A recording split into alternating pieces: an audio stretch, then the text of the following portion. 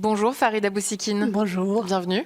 Merci. Farid, vous êtes responsable produit Digital Trust chez SGS ICS. Nous parlons depuis l'événement Santé Future. Et vous venez de participer à la conférence Données de santé tous ciblés. Oui. Pour aller plus loin, Farid, quand une entreprise veut mieux gérer ses données, c'est quoi la priorité numéro 1?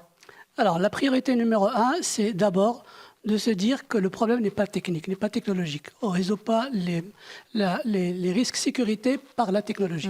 En réalité, ce qu'il faut, c'est mettre en place un système de management de la sécurité et une culture de sécurité partagée.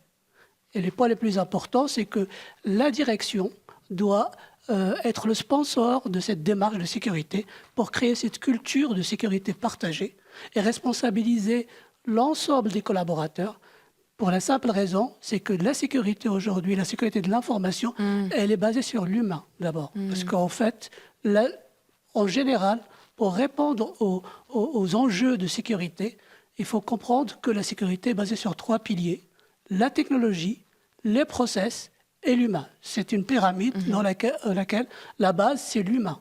Et donc, il faut créer une culture et un espace de partage et de confiance au niveau de la sécurité pour que l'humain puisse respecter les procédures et les process et mettre en œuvre les technologies. Et alors, pour aller un peu plus loin, pour une entreprise de taille moyenne, qu'est-ce qu'il faut absolument mettre en œuvre pour bien gérer la sécurité de l'info? Donc, mettre un système de management et le certifier.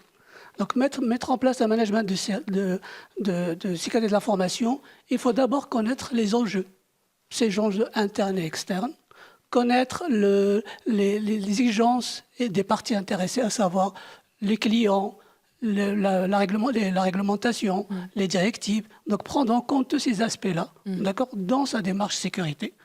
Et, en premier lieu, établir des objectifs sécurité qui sont en lien avec les objectifs stratégiques de l'entreprise. Ça, c'est le premier élément, c'est connaître ce contexte.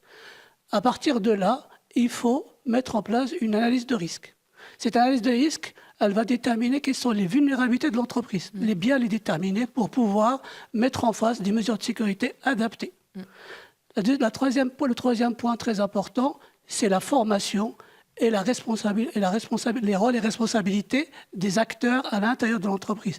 Il faut que chaque acteur à l'intérieur de l'entreprise doit avoir des engagements liés à la sécurité, du management, du top management jusqu'aux salariés au niveau de la base. Donc, c'est-à-dire que chaque fonction doit avoir ses engagements vis-à-vis de la sécurité pour créer cet espace de confiance de la sécurité. Merci beaucoup pour cet éclairage, Farid Abousikine. Merci à vous.